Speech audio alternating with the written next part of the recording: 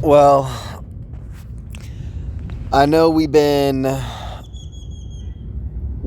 talking about what could be the catalyst for the squeeze, and this whole lockdown of the U.S. government thing, it all came out of nowhere, but it seems 100% legit. Like the things that the Republicans are saying, they're walking on this like higher ground where it's just like they know they got the win. And then the Democrats, not only are they not saying, like, because before they always just say, no, we're not even going to talk. Like, if you want to shut this down, we'll just blame it on you and it's your fault.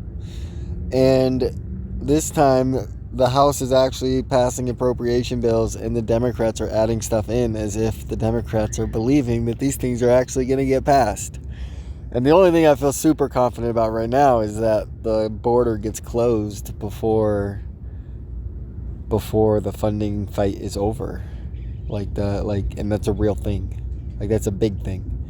And if we can win on that, then I can't imagine that multiple other W's don't come with it. And so again, back to the catalyst of what could cause MULN to finally squeeze. Well, let's listen to this real quick. Center of the world capitalist system, where capital is deployed to operating businesses. If we... Gentleman yields back. We'll now recognize the ranking member of the Capital Markets Subcommittee, Mr. Sherman, California. As the chairman points out, it's about capital formation. You're at the nerve center of the world capitalist system, where capital is deployed to operating businesses. If we have a shutdown of the government, I think it's already been pointed out by the ranking member that we stop all IPOs in their tracks. Does this also apply to companies that are already public but are issuing additional shares? And does it also apply to new bond issuances? I'm glad to follow up now. Okay, so there's the question. So no new companies can come into the stock market, but the ones that exist, what happens to them? Staff chat with you. It's more nuanced. It really depends on whether they have filings that they can. So a few of them are sophisticated.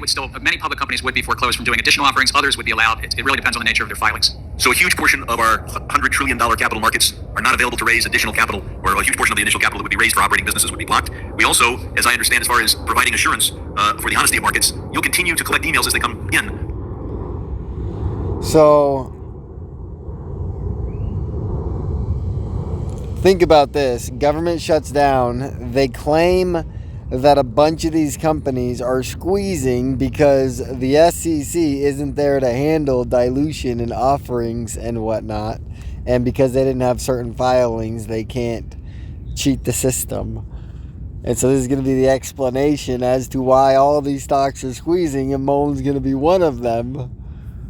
Oh, that's interesting. I mean, obviously, I'm just speculating here, but this government shutdown thing, it seems legit. It seems like something has to give in order for this to pass, and if something does give, I don't understand how just multiple things doesn't come with it. And nothing's more overdue than the MULN short squeeze, so hopefully that's on the list.